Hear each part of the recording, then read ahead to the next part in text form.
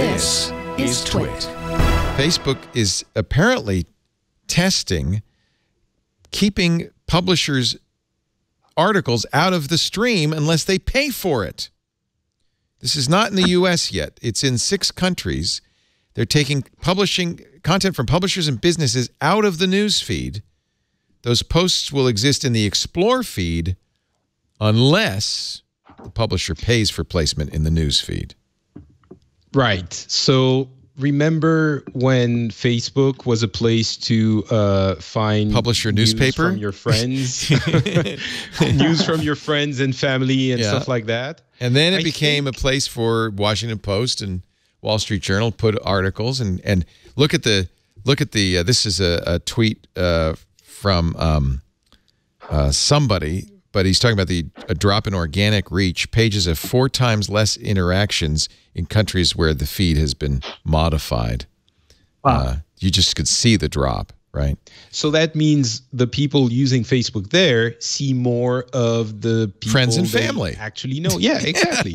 It doesn't, I mean, I understand the consequence, but it seems like there could be a logical explanation to this test. Oh, I understand it. It just underscores why, if you're a business or a publication, using Facebook as your way of generating traffic is probably not the best idea, because after all, Facebook controls it. Yeah, why would Facebook charge? That's what we live in a capitalist economy, and if they charge, no. I mean, like because Facebook the way Recode put that. Go ahead. Let Amy ask this question. Here's why. Because about a year ago, I admonished, it doesn't matter. I was speaking at a conference after writing some stuff, and I said, news organizations have no longer controlled the means for distribution, so everybody should get together and decide nobody's publishing anything on Facebook, and then Facebook will just be a wasteland of friends and family posts and, stuff that nobody wants to read. They were reluctant to do that. Now, I just anecdotally, we did a study to try to figure out how much of Facebook's UI is dependent upon quality journalism. And it turns out there's quite a bit of it. So really? Interesting. Yeah. Huh. So what I'm trying to figure out is what net benefit is there to Facebook? I mean, obviously they know what their leverage is right now, but news organizations are so strapped, if they forced news orgs to pay, which they can't really do, then what's their end game? Like, why? I can't figure out why would they be, what do you guys think? Why would they be doing that? Oh, they're just not going to take away the ads. That's the reason why they, the way they put it in the article is basically they force you to pay in order for you to appear on people's feeds, as if that was a strategy to, encourage people to pay more. I think the strategy is to make the feeds more personal, but at the same time, they're not going to turn away the ad money. So if you pay, that would mean there's no more revenue for Facebook. So they keep the ads in there, and that's it. I mean, and it's a test, but yeah. I don't know. I think something else going on. Yeah, I mean, I think that that for the past decade or a little more than that, I guess Facebook has made a lot of publications basically addicted to the Facebook newsfeed as a source of distribution, and now they're just I can't blame them for trying to collect on that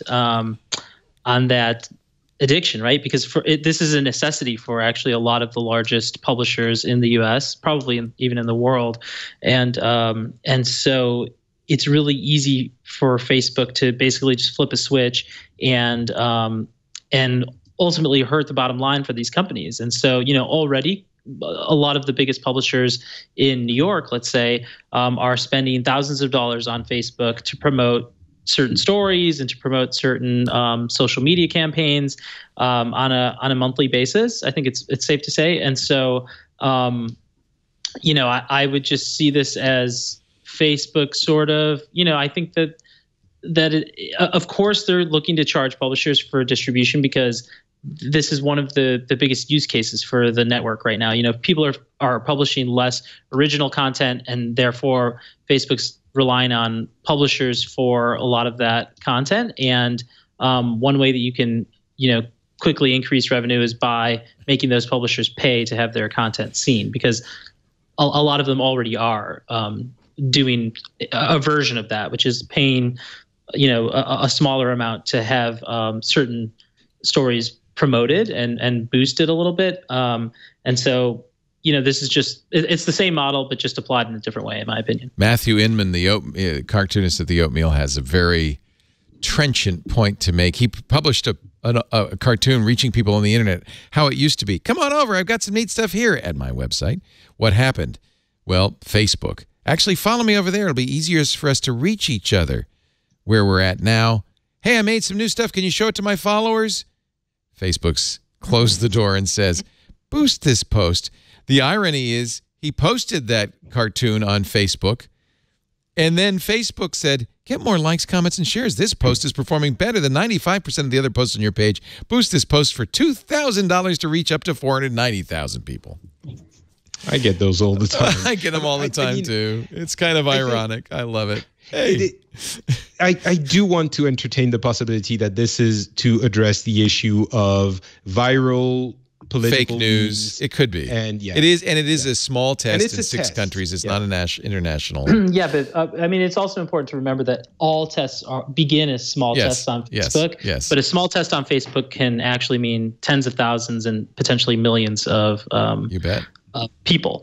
Yeah. As we saw from those Slovakian websites, that they're hit hard by that. They can just context again. Facebook can absolutely combat misinformation and fake news without charging publisher quality journalism. There's other ways to do it. Yeah. Organizations, right?